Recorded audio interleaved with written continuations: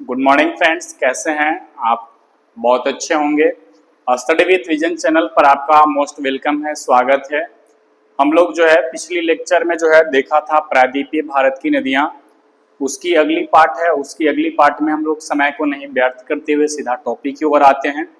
पिछली लेक्चर में हमने देखा कि प्रायद्वीपीय भारत से पूरब की ओर जो है बंगाल की खाड़ी में गिर रही थी नदियां, और यहाँ पे देखेंगे प्यारे दोस्त, ये जो है अरब सागर में गिरने वाली कुछ प्रमुख नदियों पे हम चर्चा करेंगे। तो चलिए आइए आप मेरे साथ बनेंगे। यहाँ पे जो है बहुत प्रमुख नदियां नहीं है, लेकिन परीक्षा के जो आइकॉन से जो आपके सवाल बनते हैं, यहाँ से हम थोड़ी सी इन पे हम चर्चा कर लेते हैं। सबसे पहले हम आते हैं ऊपर से, तो जो है लूनी नदी के बारे में देख लेते हैं। तो लूनी नदी जो है ये राजस्थान के जो है अरावली श्रेणी के समीप देखेंगे तो एक झील है जिसको बोलते हैं पुष्कर झील। तो अरावली श्रेणी में जो है एक यहाँ पे समीप में जो है झील है जिसको बोलते हैं पुष्कर झील। और पुष्कर झील में जो है दो प्रमुख इसकी सरिता प्राप्त होती है, एक सरस्वती और दूसरा साबरमती। तो सरस्वती और साबरमती जो है नामक जो दो सरिता से जो है आगे बढ़ती है, और आगे बढ़ने के बाद जो है ये हनुमानगढ़ के समीप जो है ये मिल जाती है। और मिलने के बाद जो है वहां से जो है ये लूनी नदी आगे बढ़ती है, और लूनी नदी आगे बढ़ने के क्रम में ये राजस्थान को लांघते हुए आज चली आती है गुजरात, और गुजरात के कच्छ की रन में जो है विलीन हो जाती है। तो गुजरात की कच्छ में रन में विलीन हो जाती है, इसलिए इसे हम कहते हैं भारत की अंतःस्थलीय नदी भी कहा जाता है। अंतःस्थलीय नदी वह नदी होती है जो समुद्र को नहीं प्राप्त करती है, बल्कि जो है किसी भी जो है भूखंड के धरातल में ही जो है वो अपने जल प्रवाह को विलीन कर लेती है, वही नदी अंतःस्थलीय नदी कहलाता है। ये देखेंगे तो जो है राजस्थान के पुष्कर झील से निकलती है, और निकलने के क्रम में जो है आगे जाकर राजस्थान को पूरी लांग कर जो है गुजरात पहुंचती है, और गुजरात के कच्छ के दलदली क्षेत्र में विलीन हो जाती है। और ऐसी नदी को हम अंतःस्थलीय नदी कहते हैं। और भारत की अंतःस्थलीय नदी का उदाहरण कौन सी है? लूनी नदी है। मैं बताऊंगा बहुत सारी जो है अंतःस्थलीय नदी के उदाहरण है, जैसे सरस्वती भी है, कांतली भी है। ये जो है सब जो है देखेंगे तो अंतःस्थलीय नदी का उदाहरण है। तो लूनी नदी देख लिया। अब हम लूनी नदी यदि देखेंगे तो इसकी सर्वाधिक जो है लंबी दूरी तय करती है राजस्थान में। राजस्थान की सबसे लंबी नदी हम लूनी को भी कहते हैं। आपसे सवाल में पूछा जाएगा कि जो है राजस्थान की सबसे लंबी नदी कौन सी है, तो लूनी नदी है। इसके बाद देखेंगे साबरमती नदी। साबरमती नदी जो है ये राजस्थान के अरावली श्रेणी के समीप जो है एक जयसमंद झील है। जयसमंद झील से निकलती है, और जयसमंद झील से निकलकर जो है ये राजस्थान को होते हुए पहुंच जाती है गुजरात। और गुजरात पहुंचती है तो जो है एक शहर से होकर गुजरती है। यहाँ पे देखेंगे तो एक शहर है छोटा सा, हालांकि जो है बहुत बड़े शहर है गुजरात की, लेकिन जो है एक शहर से होकर गुजरती है, उसको अहमदाबाद कहते हैं। अहमदाबाद शहर को होते हुए जो है जाती है, और जाने के बाद जो है इसको बोलते हैं प्यारे मित्र, इसको हम क्या बोलते हैं? इसको हम बोलते हैं खंभात की खाड़ी। इसको हम बोलते हैं खंभात की खाड़ी। खंभात की खाड़ी, इसको हम बोलते हैं खंभात की खाड़ी। और खंभात की खाड़ी में जो है जाकर अपनी जल को विसर्जित कर देती है, और ये जो है राजस्थान तथा जो है गुजरात में प्रवाहित होने वाली नदियां हैं। अब हम चलेंगे माही नदी। माही नदी के बारे में मैं बता दूं कि ये मध्य प्रदेश से निकलती है, और मध्य प्रदेश से निकलकर जो है ये चली जाती है राजस्थान, और राजस्थान को होकर जो है फिर चली आती है गुजरात, और गुजरात में कच्छ की खाड़ी में आकर अपनी जल को विसर्जित कर देती है। और माही नदी के नाम में बहुत ज्यादा फेमस सवाल ये बनता है माही नदी से कि माही नदी भारत की कर्क रेखा को 2 बार काटती है। जैसे आप देखेंगे तो कर्क रेखा को 2 बार कैसे काट रही है प्यारे मित्र, यहाँ पे मैं आपको बता दूं कि कर्क रेखा को कैसे 2 बार काट रही है। तो आप यहाँ पे मेरे साथ देखेंगे बोर्ड पर, तो जो है यहाँ से एक रेखा गुजरती है जिसको हम क्या बोलते हैं? 23.5 डिग्री हम उत्तरी अक्षांश बोलते हैं। इसे हम क्या बोलते हैं? 23.5 डिग्री जो है इसे हम उत्तरी अक्षांश कहते हैं। और 23.5 डिग्री उत्तरी अक्षांश जो है ये भारत के 8 राज्यों से जो है होकर गुजरती है। तो 23.5 डिग्री को हम कहते हैं कर्क रेखा। तो 23.5 डिग्री जो है ये उत्तरी अक्षांश से होकर गुजरती है। इसलिए देखेंगे तो जो है एक बार जाते समय और एक बार राजस्थान से लौटते समय जो है कर्क रेखा को 2 बार काट रही है। आपसे सवाल पूछे जाएंगे कि जो है कर्क रेखा को काटने वाली जो है, कर्क रेखा को 2 बार काटने वाली नदी कौन सी है, तो माही नदी। और माही नदी जो है ये मध्य प्रदेश से निकलती है और महू डिस्ट्रिक्ट से निकलती है। लेकिन एक सवाल बनता है कि क्या भारत में कर्क रेखा को 2 बार काटने वाली नदी जो है माही नदी है, लेकिन विषुवत रेखा को कौन सी नदी काटती है 2 बार, और जो है मकर रेखा को 2 बार कौन सी नदी काटती है। तो आप नोट में लिख लेंगे प्यारे में। तो यहां से सवाल बनते हैं, एक जो है आपको विषुवत रेखा,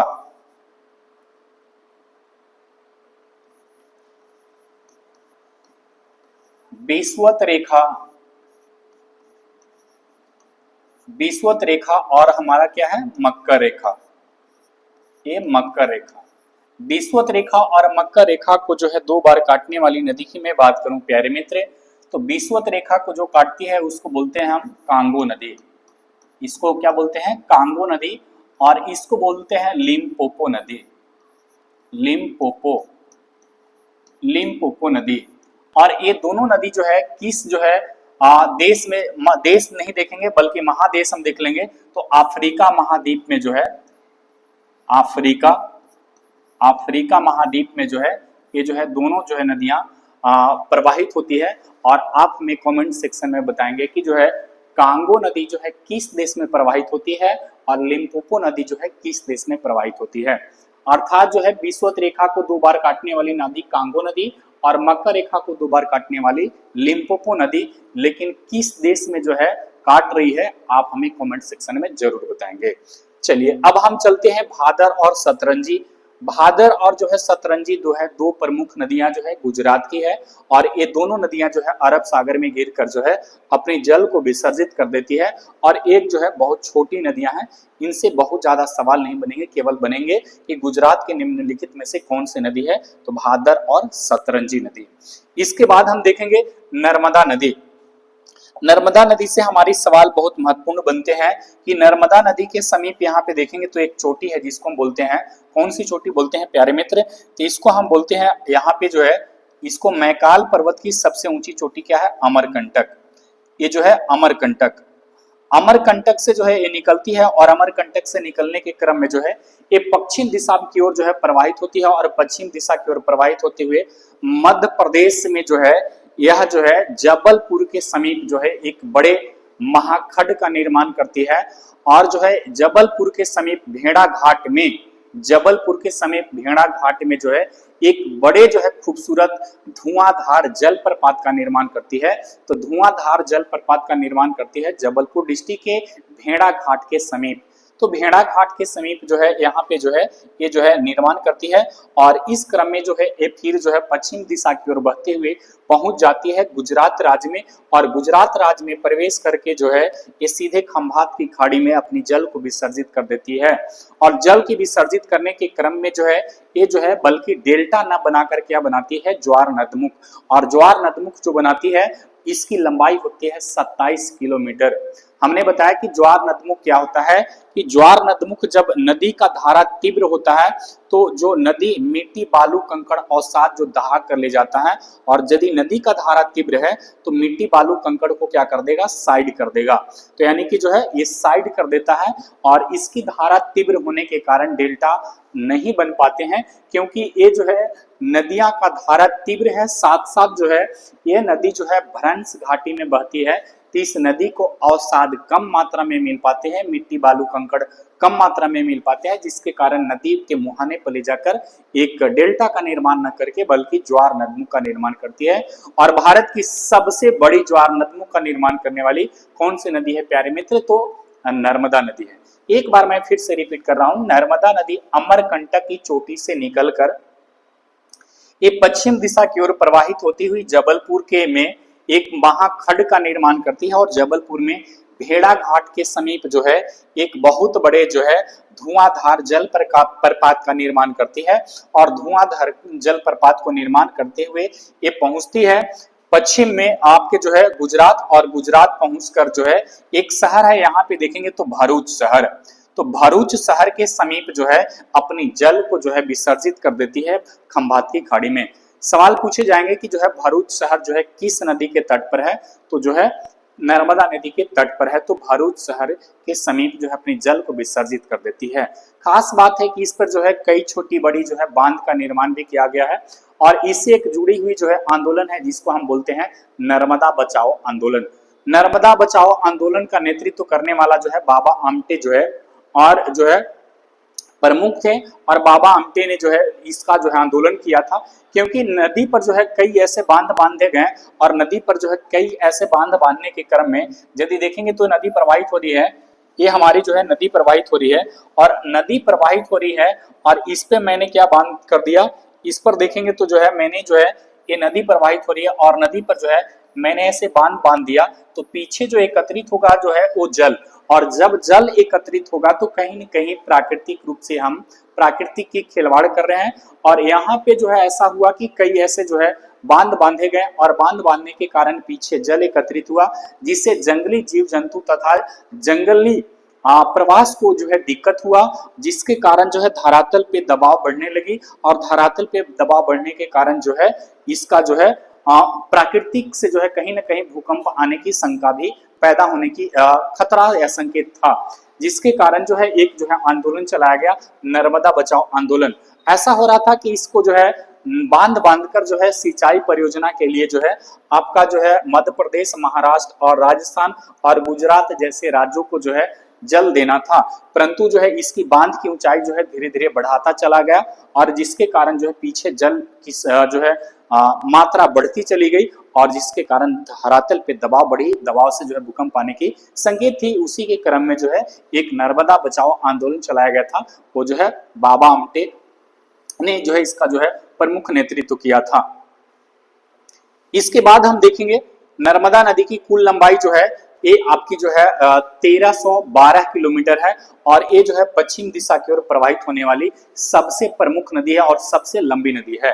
तो अरब सागर में गिरने वाली जो है प्रायद्वीपीय भारत की अरब सागर में गिरने वाली सबसे लंबी नदी कौन सी है, तो नर्मदा नदी, और इसकी लंबाई कितनी हो जाती है, तो इसकी लंबाई की यदि बात कर लेंगे तो जो है 1312 किलोमीटर इसकी क्या है लंबाई है। और यदि इसमें मैं बता दूं तो भ्रंश घाटी में बहने वाली जो है नदियां हैं नर्मदा और तापी, और एक मैंने बताया था दामोदर, तो भ्रंश घाटी में बहती है। किन दो पर्वत के बीच बहती है, ये भी सवाल पूछे जाएंगे। तो यहाँ पे उत्तर में आपने देखा, यहाँ पे जो है आपका क्या था विंध्याचल पर्वत श्रेणी और बीच में क्या था सतपुड़ा पर्वत श्रेणी। तो ये जो है विंध्याचल पर्वत श्रेणी और सतपुड़ा पर्वत श्रेणी के बीच में बहती है, विंध्याचल पर्वत श्रेणी के दक्षिण में बहती है और सतपुड़ा पर्वत श्रेणी के उत्तर में प्रवाहित होती है। तो ये जो है विंध्याचल पर्वत श्रेणी के समानांतर पश्चिम की दिशा की ओर जो है प्रवाहित होती है, सतपुड़ा पर्वत श्रेणी के जो है पश्चिम समानांतर पश्चिम दिशा की ओर प्रवाहित होती है। तो इससे जुड़े हुए कई लॉजिक सवाल बनेंगे जो कि मैंने आपको समझाने का प्रयास किया। चलिए अब हम देखते हैं नर्मदा नदी, इसके बाद हम देखते हैं तापी नदी। तापी नदी जो है देखेंगे तो ये जो है पश्चिम की ओर प्रवाहित होने वाली जो है दूसरी सबसे प्रमुख नदी है और दूसरी सबसे प्रमुख नदी के क्रम में देखेंगे यहाँ पे प्यारे प्यारे दोस्त, यहाँ पे जो है एक यहाँ पे मध्य प्रदेश में जो है बैतूल, मध्य प्रदेश में बैतूल जिले के जो है मध्य प्रदेश में यहाँ पे जो है बैतूल जिला है और बैतूल जिले के जो है सतपुड़ा श्रेणी में जो है एक मुल्ताई नामक पहाड़ी है और उस मुल्ताई नामक पहाड़ी से निकलकर जो है मध्य प्रदेश और हल्की सी जो है देखेंगे तो महाराष्ट्र और इसके बाद जो है पहुंच जाती है गुजरात। गुजरात में देखेंगे तो यहाँ पे एक शहर है जिसको बोलते हैं सूरत शहर। तो सूरत शहर के समीप जो है ये अपनी जल को खंभात की खाड़ी में विसर्जित कर देती हैं और इस नदी पर गुजरात में जो है देखेंगे यहाँ पे, तो इस नदी पर जो है गुजरात में जो है एक जो है उकाई या काकरापारा जो है एक यहाँ पे जो है झील भी है। तो यानी कि उकाई या काकरापारा जो है यहाँ पे जो है एक झील का भी निर्माण होता है। तो उकाई या काकरापारा किस राज्य में है, तो जो है गुजरात में है और किस नदी पर है, तो तापी नदी पर है। और मैंने बताया इसकी टोटल लंबाई जो हो जाएगी प्यारे मित्र, तो इसकी लंबाई जो है टोटल हो जाती है 724 किलोमीटर और ये जो है अरब सागर में गिरने वाली जो है दूसरी सबसे लंबी नदी हो जाती है। अर्थात प्रायद्वीपीय भारत से निकलकर अरब सागर में गिरने वाली दूसरी सबसे लंबी नदी कौन सी हो जाती है, तो आपकी जो है तापी नदी। तापी को किसी किसी बुक में जो है तापी या ताप्ती भी लिखे हुए रहेंगे, तापी या ताप्ती भी इसको कहा जाता है, इसे जो है तापी या ताप्ती भी कहते हैं। तो आई होप आपको समझ में आ गए होंगे। ये भी जो है आपके सतपुड़ा पर्वत श्रेणी के दक्षिण में, और जो है यहाँ पे देखेंगे तो अजंता पर्वत श्रेणी थी, अजंता पर्वत श्रेणी के जो है उत्तर में, और ये भी जो है भ्रंश घाटी में बहने वाली प्रमुख नदी है। तो मैंने बताया कि जो है देखेंगे तो यहाँ पे जो है एक नर्मदा और एक यहाँ पे जो है तापी और एक यहाँ पे दामोदर, तीन प्रमुख नदियां जो है वो कहाँ बहती है, तो भ्रंश घाटी में प्रवाहित होती है। चलिए अब हम आगे बढ़ते हैं मांडवी और जुआरी के संबंध में।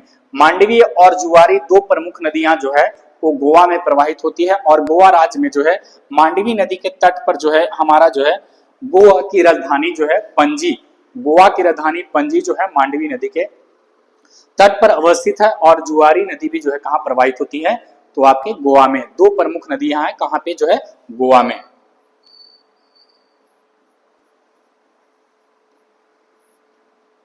इसके बाद देखेंगे ये जो है तीन प्रमुख नदी की मैंने जो है यहाँ पे चर्चा किया है। ये तीन प्रमुख नदियां प्यारे मित्र जो है, एक हमारी जो है कालीवेली या फिर इसको काली भी कहते हैं, एक हमारी नेत्रवती या नेत्रावती, ये हमारी एक शरावती नदी है, और ये जो है किस राज्य में प्रवाहित होती है, तो कर्नाटक राज्य में जो है ये प्रवाहित होती है।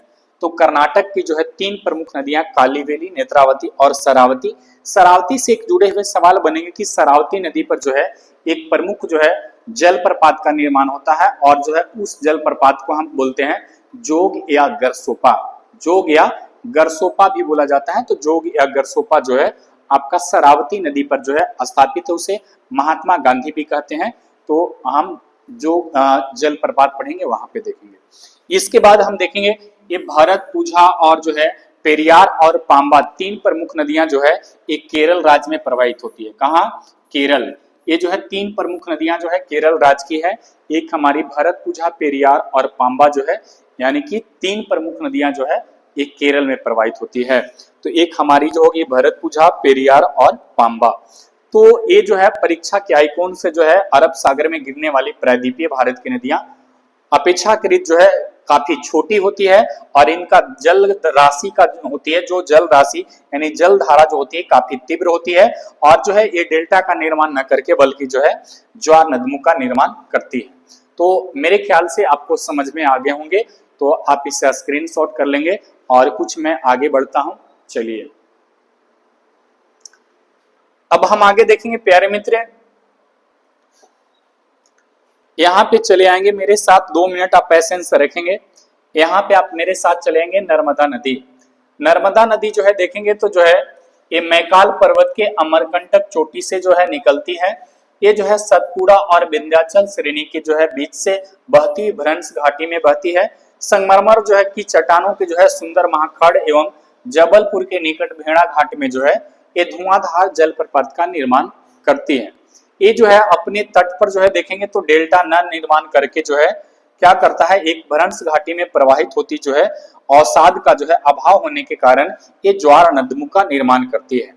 इसके बाद इसकी लंबाई टोटल जो है 1312 किलोमीटर है, और ये भड़ोच के निकट जो है देखेंगे तो भरूच या उसका वर्तमान जो है भरूच भड़ोच जो है के निकट जो है खंभात की खाड़ी में अरब सागर में जा गिरती है, और इस जो है 27 किलोमीटर लंबा जो है ज्वार नदमों का निर्माण करती है। अरब सागर में गिरने वाली जो है ये प्रायद्वीपीय भारत की सबसे लंबी नदी है।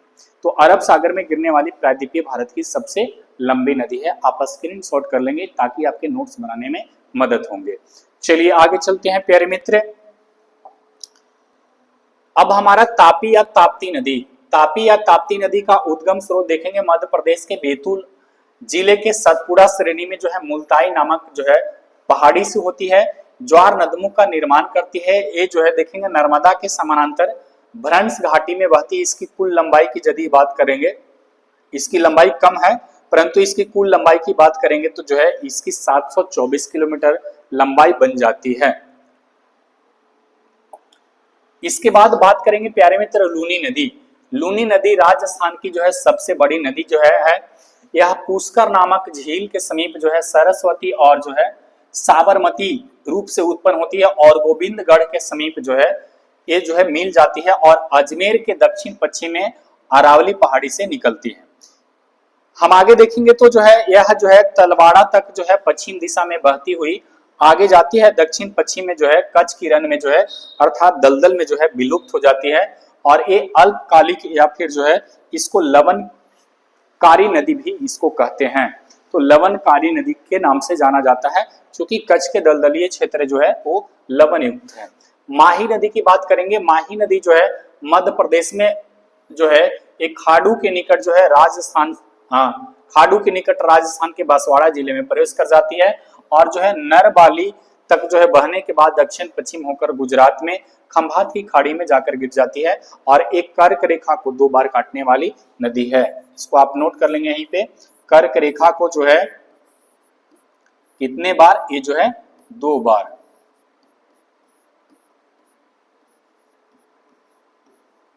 दो बार काटती है, कर्क रेखा को 2 बार काटती है।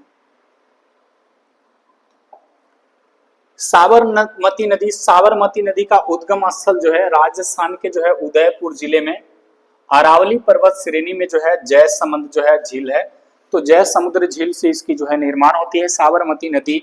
साबरमती जो है प्रायद्वीपीय भारत में देखेंगे तो जो है प्रवाहित होने वाली जो है ये नदियों में जो है तीसरी सबसे प्रमुख नदी है और साबर और जो है हाथमती इसकी प्रमुख है सहायक नदियां हैं। साबरमती नदी की लंबाई जो है कुल कितनी है, 416 किलोमीटर इसकी लंबाई हो जाती है।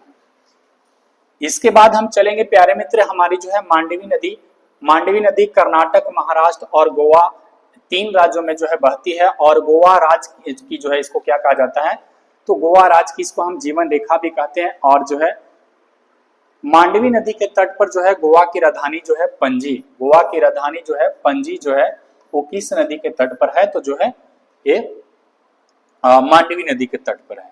जुआरी नदी की बात करेंगे तो जुआरी गोवा में प्रवाहित होने वाली सबसे लंबी नदी है और एक इसे ज्वारीय नदी भी कहा जाता है। इसका उद्गम जो है पश्चिमी घाट में स्थित जो है मेहद बारसम में है और इसकी कुल लंबाई जो है कितनी हो जाती है, तो 92 किलोमीटर हो जाती है। इसके बाद बात करेंगे शरावती नदी। प्यारे मित्र शरावती नदी जो है कर्नाटक के शिमोगा में से निकलती है और गरसोपा जलप्रपात पर जो है स्थित है। यह जो है भारत की जो है सबसे भव्य जल प्रपात है। जो या गरसोपा की जो है इसकी ऊंचाई की बात करेंगे तो 271 मीटर है, हालांकि किसी किसी बुक में इसका कम भी रहता है।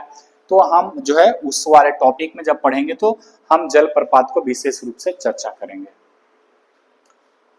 जस्ट इसके बाद जो है कुछ मैं टॉपिक लेकर आऊंगा। इसके बाद मैं जो है नदी के जो है अपवाह स्वरूप को पढ़ाऊंगा। नदी के अपवाह स्वरूप के साथ साथ जो है नदी के तट पर अवस्थित कुछ प्रमुख शहर को पढ़ाऊंगा और इसके बाद जो है मैं जलप्रपात और झील पर चले आऊंगा। शरावती नदी देखेंगे तो जो है पश्चिम की ओर प्रवाहित होने वाली कर्नाटक की महत्वपूर्ण नदी है। शरावती नदी पर जो है, अच्छा ये तो आपका जस्ट हो गया। इसके बाद जो है केरल में देखेंगे तो जो है भरत पूजा जो है अन्नामलाई पहाड़ी से निकलती है और इसे जो है पोनानी नदी के नाम से भी जाना जाता है।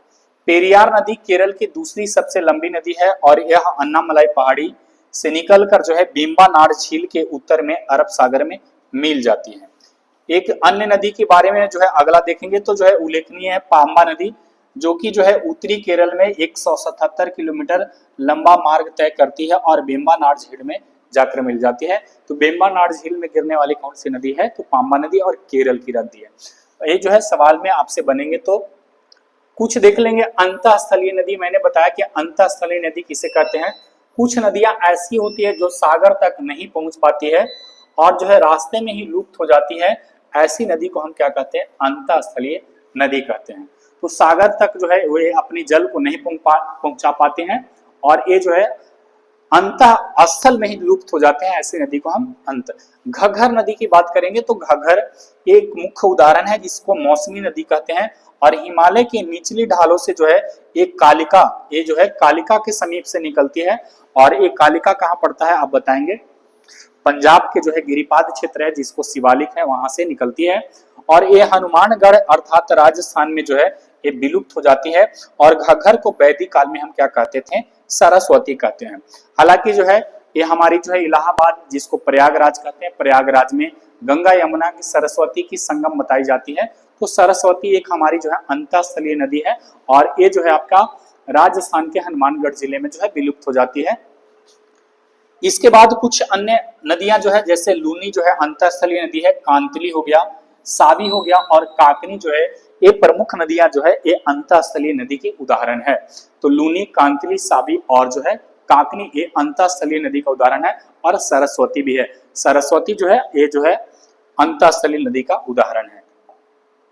अब हम कुछ पढ़ेंगे, देखेंगे प्यारे मित्र, अंतःस्थलीय नदी में जो है, जो कि मैंने स्क्रीन शॉट इसे आप करेंगे तो आपके लिए जो है बहुत उपयोगी साबित होंगे, क्योंकि मैंने नोट से आपके लिए बनाया। जैसे नर्मदा नदी ये कहाँ से निकलती है? अमरकंटक की चोटी से निकलती है। कहाँ जाकर मिल जाती है? खंभात की खाड़ी में। इसकी लंबाई जो है कितनी है? तो इसकी लंबाई यहाँ पे थोड़ा सा मिसिंग है, 1300 जो है 12 किलोमीटर है। कितनी है? 1312 किलोमीटर इसकी टोटल लंबाई बन जाती है। तापी नदी जो है बैतूल पठार के मुल्ताई नामक पहाड़ी से निकलती है। खंभात की खाड़ी में जाकर 30 की लंबाई की बात करेंगे तो जो है इसकी लंबाई कितनी है? तो जो है आपकी 724 है। माही नदी जो है विंध्याचल पर्वत श्रेणी से निकलती है और जो है खंभात की खाड़ी में 560 किलोमीटर है। लूनी नदी अजमेर में स्थित जो है नाग पहाड़ी से कच्छ की रन में खाड़ी विलिप्त तो 450 किलोमीटर लंबी है इसकी।